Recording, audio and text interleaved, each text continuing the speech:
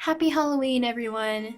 Whether you're trick-or-treating or handing out candy or whatever you do on Halloween, I hope you're having fun. Spooktober is reaching its end, and I'm glad to not be able to watch random scary movie ads anymore. I'm a wuss and can't deal with scary things, so yay! Christmas season is almost here. If you watched my last sucky video, I said something about posting a cover, but obviously that didn't happen, let alone my backup option, cause I'm a failure of a human being. Turns out the song I wanted to cover is really difficult, and I gave up / excuses that you don't want to hear. And my backup option, I just didn't really want to do. Simple as that. So this is my backup. Welcome to my Storytime corner, where I will be addressing a very distressing matter that has happened recently this month. So this is going to be a serious-ish kind of video today. If any of you are into K-pop, you might know this girl group called FX. If not, then you might either be too young or recently got into it and know just the top active groups as of now. FX made their debut in 2009 with 5 members. So honestly, it's not that long ago, I guess, but K-pop at that time wasn't really known globally. In 2015, one of their members, Sulli, or otherwise known as Choi, decided to depart the group to focus more on her acting, and they were on hiatus as a group pretty much after that. The sad issue that was announced on October 14 was that Sulli was found dead in her apartment by her manager at the young age of 25. The evidence shows no sign of foul play. She also suffered from severe depression, so assumption is death by suicide. Sulli has been a long-term victim of cyberbullying. You might think it's a given because she's a celebrity. Basically anyone that exposes themselves on the internet, you get cyberbullying to some extent, because people are people. But people targeted her a lot more than others because she was very outspoken and had a big opinion for women's rights. Now you might think, what the heck, it's not really a big deal, those are actually good qualities and to be praised for, like, go feminism. For sure, yeah, but unlike the States, Korea isn't as woke about these kinds of matters.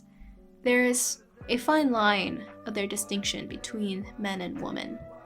And especially in the K-pop industry, it's totally different compared to the States. In America, if you're a celebrity, you're allowed to do a lot of things, in my opinion. Like, of course you're limited, but you have a lot more freedom. It depends on your contract with your label, but point is, if you're involved in some kind of scandal, you can eventually recover from it. A lot of celebrities actually use their dating scandals to gain more popularity, maybe right before an album or something along the lines of that. But K-pop is totally different. A lot of agencies have you sign a contract that states you're not allowed to date. If a dating scandal does arise, your career is pretty much over, because the K-pop industry creates this image that you, as a celebrity, belong to everybody, all of your fans, equally. And compared to others, this small community gets really toxic with that jealousy, in my opinion. And also just in general, other scandals, drug scandals. Drugs are illegal in Korea, so that's pretty much it and done. Like, goodbye, your career, forever, it's gone. Poof. Standing up for women's rights, which is what Sulli has been doing. If you go onto her Instagram page, you'll see some pictures that indicate she's not wearing a bra. It allows more freedom, movement, and it's healthier for you. So the fact that she was part of the braless movement got her a lot of hate and rejection, along with other things. Yeah, it was really surprising for a lot of people that this happened because she was a really strong person. And the fact that this happened is a message to everybody that no matter how strong you are, there's always going to be that weak spot to penetrate through. And it's a matter of succumbing to it or not. I don't really want to make any claims about this case. It's pretty much a unanimous opinion, but we'll never know the full story behind her thoughts and what it was that finally drove her to make this decision. For those of you that know about this case, you know that many are comparing it to Chonghyun from SHINee, who also committed suicide 2 years ago. It's just really tragic how toxic the community is. And it's a small country, which makes for a smaller community, and in my opinion, the smaller it is, the worse that you can get hung up with all the negativities. It depends really, because the bigger the fan base, the more haters you also get. I don't really know, honestly. Both situations have their own pros and cons.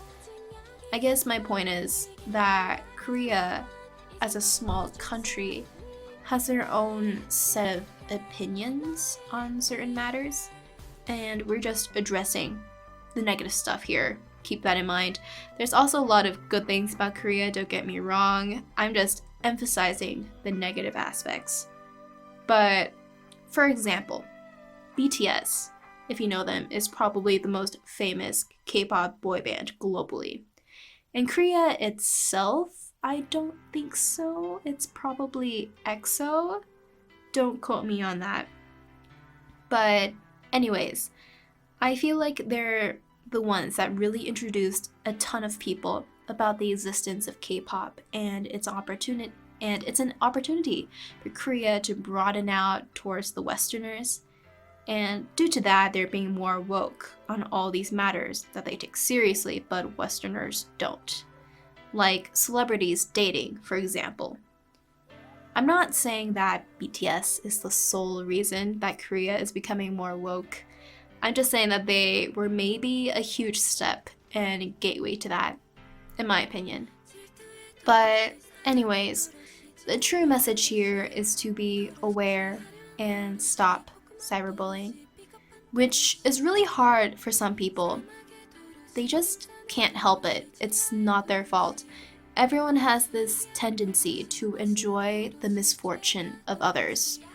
I'm sure you can relate. It's just that some get more enjoyment of that than others do. And it's really not their fault, I don't think, which is really sad and frustrating to know about, because you just really can't help it. But I really hope they properly address to this problem. Korea has one of the top suicidal rates in the world, and a big cause of it is depression. So, yeah, this is a super sad topic I'm covering, but absolutely necessary. And I was also a fan of Sulli and FX, so yeah. And this is pretty much it. I've talked too much, so I'll be saying my farewells right here. Goodbye.